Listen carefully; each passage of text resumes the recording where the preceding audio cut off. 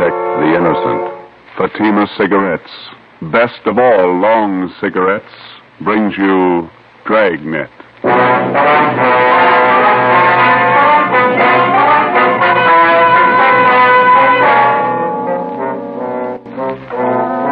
You're a detective sergeant. You're assigned to homicide detail. A confessed murderess is paroled from the state prison for women. After 7 months, the parole office loses contact with her. Your job, find her. If you want a long cigarette, smoke the best of all long cigarettes. Smoke king-size Fatima. Fatima is the long cigarette which contains the finest Turkish and domestic tobaccos superbly blended to make Fatima extra mild. And that's why Fatima has a much different, much better flavor and aroma than any other long cigarette. That's why Fatima has more than doubled its smokers coast to coast. So, enjoy Fatima, the best of all long cigarettes. It's wise to smoke extra mild Fatima. It's wise to smoke extra mild Fatima.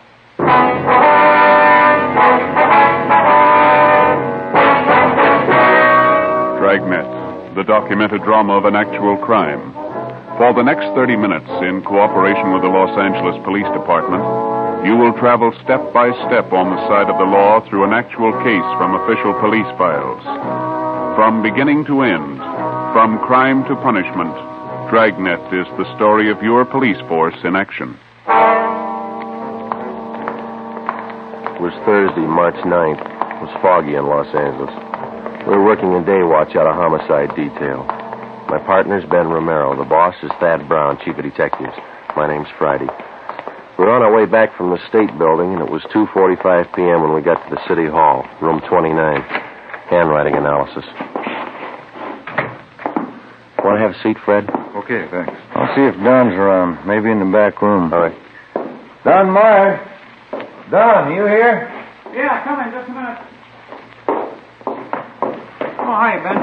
Got a quick job for you, Don. Can you spare a few minutes? Think so? Hi, Joe. Didn't see you. I'd like to have you meet Fred Galloway, state parole. Fred, this is Don Myers, our handwriting man. How are you? Got a couple of signatures here. I'd like to have you check them now if you can. No, I can try. Let's see what you got. You want to show them, Fred? Yeah. These 3 sheets here, Don, marked November, December, January. I'd like to know if the signatures on them compare with the signatures on these 2 here. They're marked February and March. Let me see. Thanks. Mm-hmm. Well, it shouldn't take long. Why don't you fellas have a seat? Huh? Yeah, okay. How's this thing shape up, Fred? You figure that the Johnson woman's jumped her parole? Got me. I don't know what to think. How long's it been since you got out of prison? Well, let me check you out on the details. I got the dope right here. All right, fine. Annie Marie Johnson. She was sent up for a life term, 1933, murdered her husband, John, shot him to death. Started appealing for parole 1940, finally won it May 14th last year, paroled into the custody of Mrs. Laura Jean Muller. Mm-hmm. Where does this Mrs. Muller live? On Wilmington. Old friend of the Johnson woman. She fought for 10 years to get her released from Tehachapi. Have you been in touch with Mrs. Muller lately, Fred? Only by mail. We've been sending her monthly report forms all along. She's the person that Annie Johnson was paroled to, so the form has to be filled out, then signed by Mrs. Muller and mailed back to me. Yeah, I know. And that's where you figured that something was wrong. Well, we got the February and March reports back from her on time, all the usual questions answered properly, and it was the signature.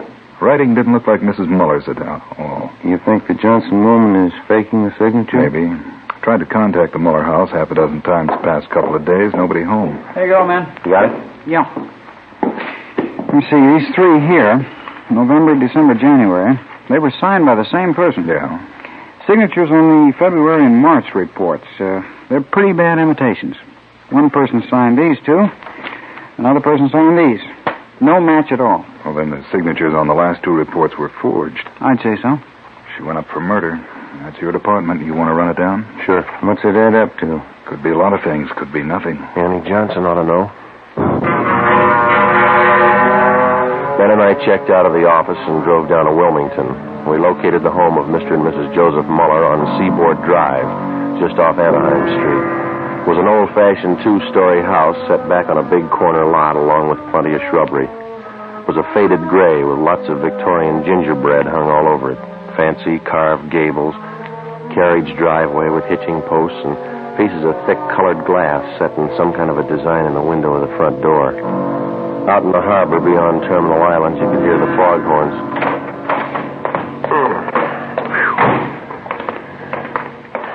They sure get the fog out here, don't they? It's pretty thick today. My aunt used to live just above here, Grant Avenue. Oh, uh-huh. Couldn't take the fog, so she moved out the valley. Garden could stand some taking care of. Yeah, weeds are doing fine. Want to try it again?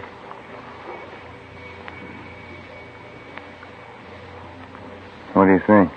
Let's try the neighbors, huh? Yeah, all right.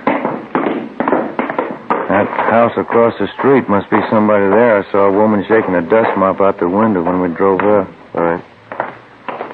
Kind of a bleak-looking spot up here on the hill, isn't it? Not many houses around. Yeah, and this fog's doing nothing for me. Chills you right down to the bone. What's the name on the mailbox there? Let's see. Miss Flora Carpenter. Well, maybe she can tell us something.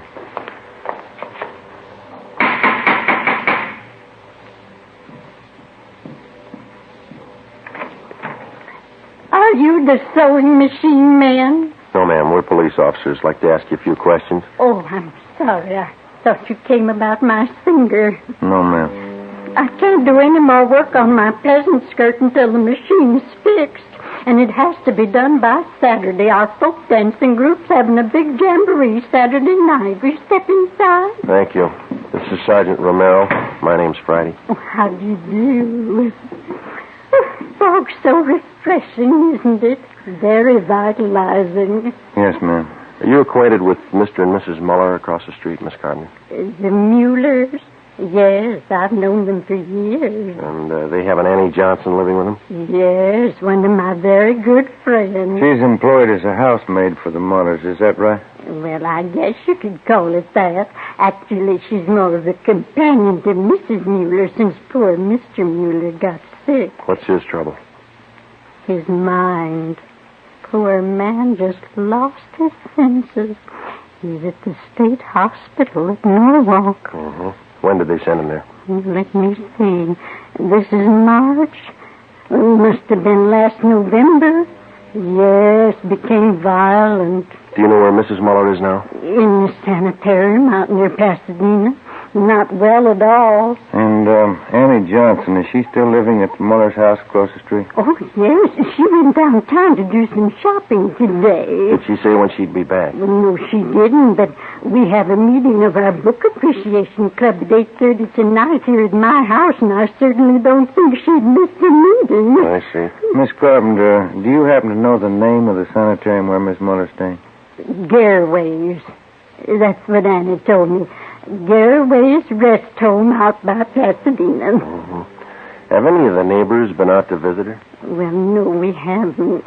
Annie said the doctors there thought it'd be better if Mrs. Mueller didn't have visitors. I see. I wonder if you'd tell us where we could find a public telephone in the neighborhood. Oh, you can use my phone, Sergeant. It's right back there in the hall. Fine, thank you. I'll call him, Joe. All right. I'll have the operator charge it to our office. You sure you can find your way back there, Sergeant?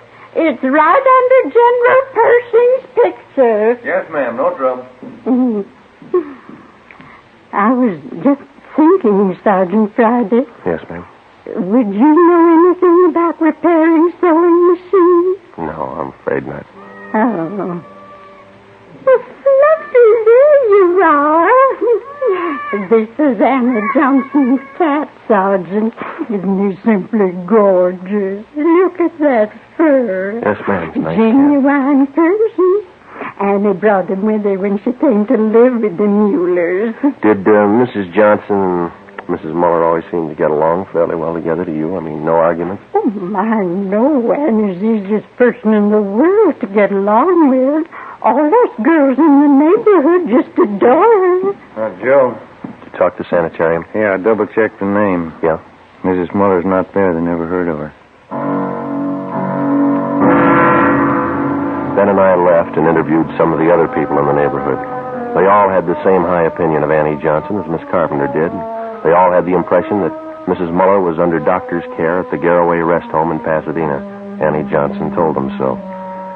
We found out that Mrs. Muller had one other living relative besides her husband, a niece, Lorraine Muller. She lived out on Norwich Drive in Beverly Hills. 5:30 p.m. Ben and I drove back to the office and made a spot check of every private rest home and sanitarium listed in the Los Angeles area. Mrs. Muller wasn't at any of them. We called the state hospital at Norwalk, and they informed us that Joseph Muller was there, having been committed the 2nd of November the previous year. He was critically ill. We put in another call to the Muller home. Still no answer. 6:15 p.m. We drove out to Beverly Hills to the home of Mrs. Muller's niece, Lorraine. She was a tall, good-looking girl with blonde hair and a bad cough. I don't think I can help you, Sergeant. I moved out of my aunt's house 3 months ago. I haven't seen her since. Were you staying at the house when Annie Johnson came to live there? I was raised in that house. Mother and Dad died when I was a baby, and Uncle Joe and Aunt Laura took care of me. They're wonderful people. Would you mind telling us why you moved? I don't mind. Everything was fine until Annie Johnson came. I didn't get along with her. We fought all the time. Oh, is that so? I don't know why. I just didn't like her. When Annie moved in, she took over the whole house. What's the connection between your aunt and Mrs. Johnson? Any blood relationship there? No. Annie was a school chum of Aunt Laura's. When they sent her to prison for killing her husband, she wrote for help. And your aunt helped her? She worked for 11 years at it. I don't know how much money she spent. Lawyers, you know. Yeah. She finally got Annie parole. And then she took Mrs. Johnson on as a housekeeper, is that right? Yeah, but she never did any work. She acted like she owned the house. Like my aunt and uncle owed her everything they'd done for her. When's the last time you heard from your aunt? It was a few months ago, around Christmas time. I called her up to wish her a Merry Christmas. You have no idea where Mrs. Muller might be now? Some friends that she could be staying with, maybe? No. Aunt Laura only has a few friends. They all live in the neighborhood.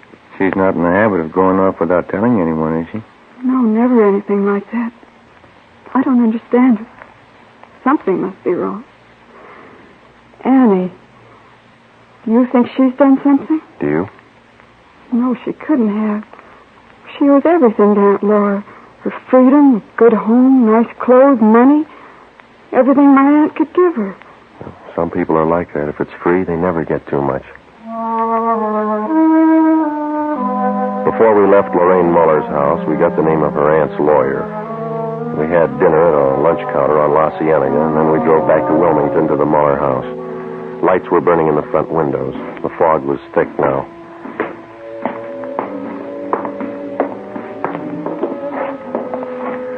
Guess that's her singing. Yeah. You want to ring the bell? Mm-hmm. Can you see in through the curtains, Joe? Yeah, she didn't hear it. Let's ring it again.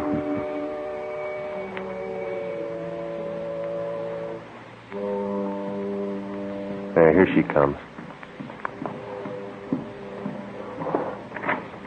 Yes? Are you Mrs. Johnson? Yes, that's right. What is it? Police officers, our identification. Oh. Yes, won't you come in? Thank you, ma'am. You. We'll go in the parlor, shall we? All right. Now, what is it you gentlemen want to know? Well, it's about your monthly parole reports, Miss Johnson, the ones for February and March. Yes? We think the signatures on those two reports are forged. Oh, those. Mm-hmm. Oh, yes. I don't know what to say. I really didn't think it was that serious. I knew the reports had to be sent in. Did you sign Mrs. Muller's name on them? Well, yes, I did. You see, Laura Muller's at a sanitarium now, resting up. Mm-hmm. I didn't want to bother her with all this business, so I signed them and put them in the mail. But forgery, I didn't think it was that serious. Mm-hmm. Which sanitarium is Mrs. Muller staying at? Garraway's. A very nice place. It's near Pasadena. She's been there about 2 months now. Have you been out to visit her yet? No, I haven't. I'm a little ashamed of myself. I've just been too busy keeping up the house here. It's lots of work. Yes, I understand. I suppose you drove Mrs. Muller to the sanitarium. As a matter of fact, I didn't. You see, we don't have a car, so she took a taxi cab. Have you telephoned Mrs. Muller at the sanitarium? Just once the day she went in. She's there for a good rest. I don't feel that anyone should bother. Not even myself. Does she have any other relatives? Besides her husband, that is. None at all. Poor Mr. Muller. We had to send him away, to Warwick State Hospital. Yes, ma'am. Got out of hand. Just terrible. He almost murdered poor Laura once, and those were awful days. He's much better off where he is. Yeah, it's too bad. Well, that's about all, Miss Johnson. Oh, here. Let me show you to the door. Thanks. You'd better contact your parole officer the first thing in the morning and clear up this matter of the reports. I'll do that. Thank you. Mm-hmm. Good night, Miss Johnson. Thanks again. All right. Good night.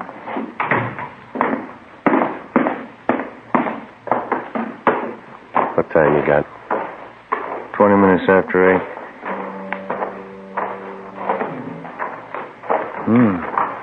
The light just went on in the attic. Yeah. What do you think? We better go take a look around. What do you think we'll find? I don't know. Maybe a reason for some of those lies she told us. 8:35 p.m. Annie Johnson left the house and crossed the street to Miss Carpenter's place. In the Muller house, in a small desk in one of the rear bedrooms on the first floor, we found a file for Mrs. Muller's business papers. In the file, we located 3 of her insurance policies. There was one for $5,000 and 2 for $3,500. Each policy had a rider attached, changing the beneficiary from Joseph Muller, the husband, to Annie Johnson. $12,000 worth of insurance. Yeah, let's get them back in this folder. Did you get the policy numbers? Yeah. What's this? Let's see. Phone bill. Light bill. Here's one. Labor bill. $1 an hour paid to Tom McCrae, charged to Annie Johnson. Uh-huh. Let's go. Yeah, I want to get this address here. Tom McCrae, East Jefferson. Mm-hmm. There's a cat. Yeah, let's go see what we can find upstairs, huh? It's a pretty cat. We went upstairs to the second floor of the house and searched the rooms. We went up another flight of stairs to the attic. For a full half hour, we searched through dozens of corrugated cartons crammed with souvenirs and picture postcards. Joe, come here. Yeah. Take a look. Wrapped in newspaper. 3220 Colt. 3 empty cartridges. We got a gun and we got a suspect. Those insurance policies could be the motive. Let's pray to God there's no victim.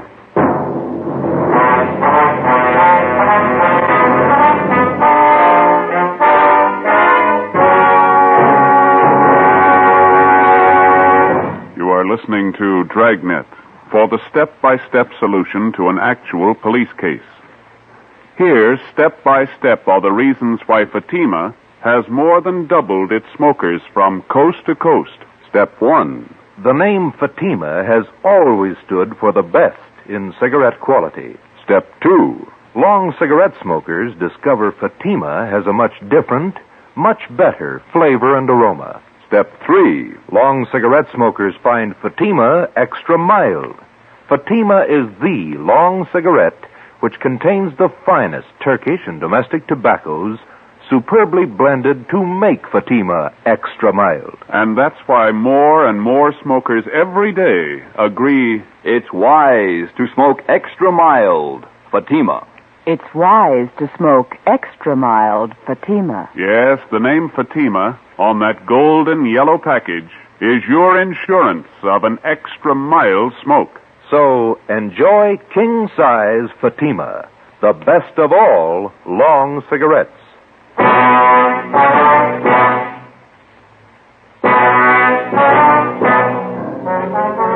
p.m. An immediate stakeout was placed on the Muller residence in case Annie Johnson made an attempt to leave during the night. Ben and I took the gun that we'd found to the crime lab for analysis. The next morning, we checked with the Muller's family attorney. He had no idea as to the whereabouts of Mrs. Muller, but he told us that about 3 months ago, she'd ordered him to draw up a new will for her. Under the new provisions, Annie Johnson was to be the sole heir of the Muller house and property, plus an additional $1,500 in bonds. Friday, March 10th, 11 a.m. While Ben checked with the insurance company, I met with Captain Elliott of Homicide. You got everything but a victim, huh? Where are you looking? We'd like to shake down the Muller house again before we look anyplace else. Didn't have a chance to give it a thorough going over last night. You're sold on the idea it's the Johnson woman? Looks like it. Sure it couldn't be a freak disappearance. No, sir, not in my book. Annie Johnson's got some big reasons for lying to us. I'd like to find them. How do you figure on doing that? Well, if we could pull her in and question her, just to get her away from the Muller place, I'd like to take a detail of men out there and shake the house from top to bottom. Just checked with the insurance company that issued Miss Muller's policy. Yeah. And we got it right. Annie Johnson gets the door if Mrs. Muller dies. Oh. Something else. The changes in the policies were made during the last 2 months at her home. It doesn't jibe. Why not? Well, Annie Johnson told us that Mrs. Muller's been in the sanitarium for more than 2 months. Here's a capper, Joe. What's that? Gil and Phoenix went out to State Hospital at Norwalk to talk to Mr. Muller. Yeah? Joseph Muller died at 8 o'clock last night. Death from natural causes. What's that prove? Wait a minute. When Joseph Muller was committed to the institution, Annie Johnson figured prominently in that commitment. She had a lot to do with sending him away. Didn't take any chances, did she? Annie Johnson is left with the house, the bonds, and the insurance money. She had all the answers. Yeah, all but the right one. While Captain Elliott called in Annie Johnson and questioned her, Ben and I, together with a detail of men from homicide and Lieutenant Lee Jones from the crime lab, drove out to Wilmington and started a thorough search of the Muller house. We took it floor by floor, starting with the attic. By 4 o'clock that afternoon, we had searched the attic and the second floor completely without finding any additional physical evidence. 5:30 p.m. Still nothing. The fog was coming in thick now. Captain Elliott called and said the Johnson woman was on her way home. The search went on.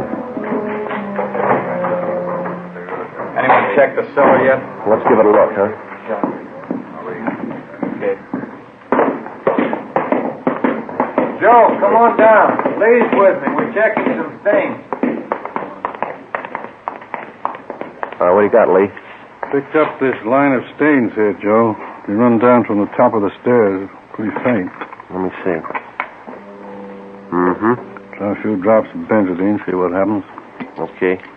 Let's have a look around, Gil, see what we can find. There's no lights down here. You'll have to use your flash. I got one. Well, not much of anything, is there? I guess they use the attic for their storage place. Yeah. Wait a minute. Put the light over this way, will you, Gil? No, in the corner. That's it. See something? I don't know. Yeah, have a look here. New patch of cement. Looks pretty new alongside the rest. Yeah. There's a sledge and a couple of shovels back in the garage. Get them, will you? Yeah. Joe, Yeah. they just turned blue. Blood. Lee Jones took some sample scrapings and went back to the crime lab to give them a precipitant test to determine if the stains were made by human or animal blood. We broke away the patch of new cement work in the cellar, and we began digging. 6:30 p.m. Annie Johnson came home. We met her in the living room. Sergeant, I wonder if you'd mind explaining this intrusion. No, not at all. Will you sit down? I believe I'm the one to offer hospitality here. It's my house. Is it, Miss Johnson? Well, it's in my charge. It's my responsibility. Yes, ma'am, it is. We'd just like to clear up a few things, that's all. I think the police department's taken up enough of my time. I spent half the day at the city hall answering silly questions. Now, if you'll excuse me, I have an appointment at the beauty shop at 7 o'clock. Maybe you better cancel it. I don't see any reason why I should.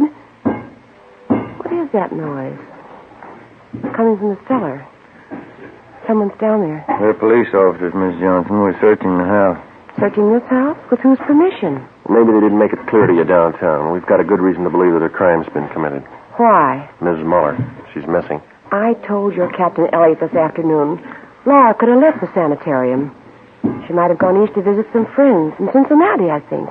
She has some friends in Cincinnati. How could Mrs. Muller leave the sanitarium? She was never there.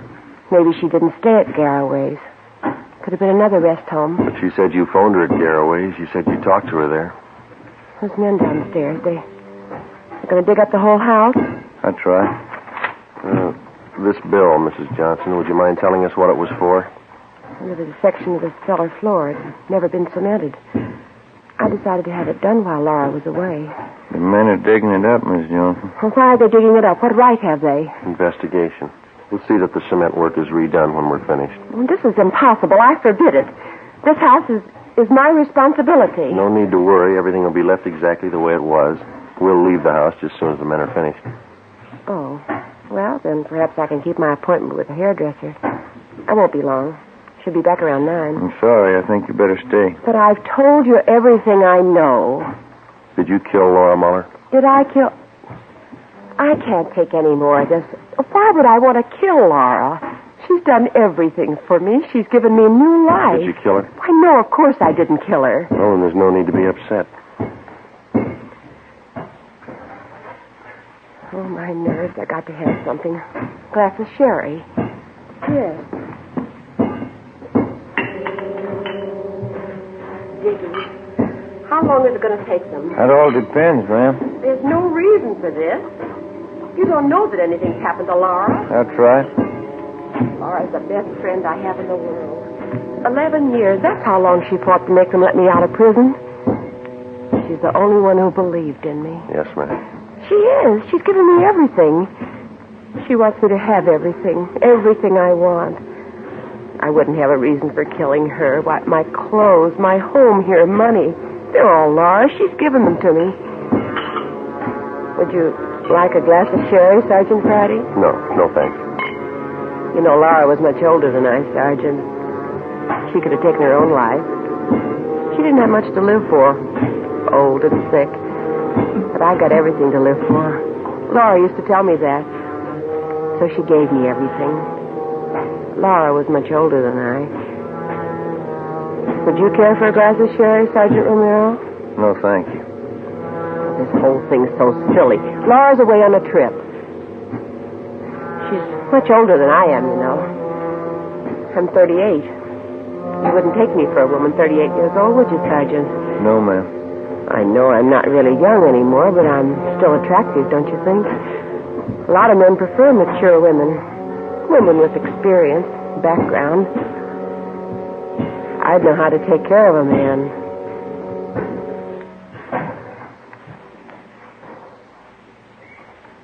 Joe. Yeah.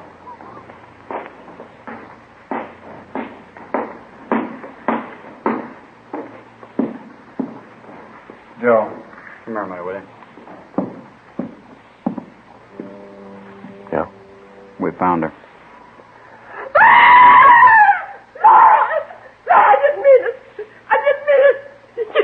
To live for. She wanted to die. Call the coroner, Gil. Let's go, Miss Johnson. Laura wouldn't want this. She knows I didn't mean it. She's the only one who knows what I went through. Years in prison. Laura understood me. She gave me everything. Yes, she did. Ask anybody. They all know how Laura felt about me. Ask anybody. We can't ask her.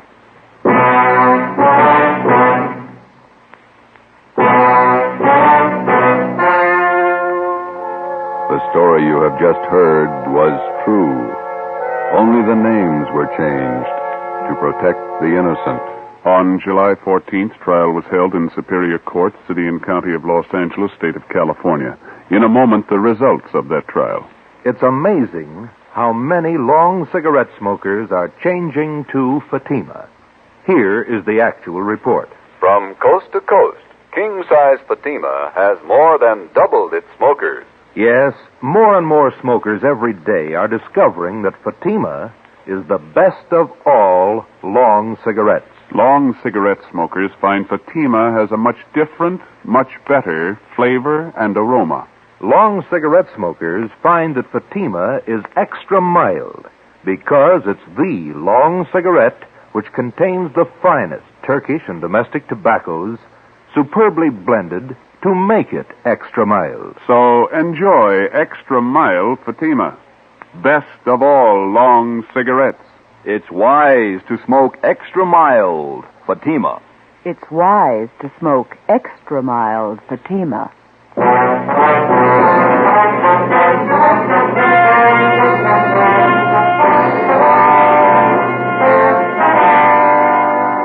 Annie Marie Johnson was tried and convicted of murder in the first degree. She was executed in the lethal gas chamber at the state penitentiary, San Quentin, California.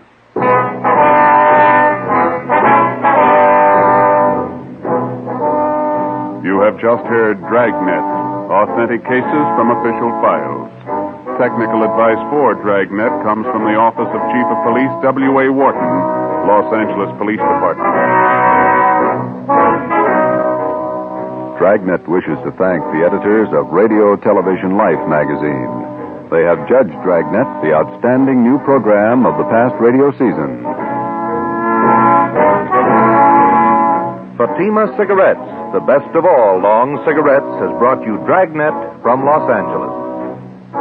Tomorrow, hear the Ronald Coleman charming series, The Halls of Ivy, on NBC.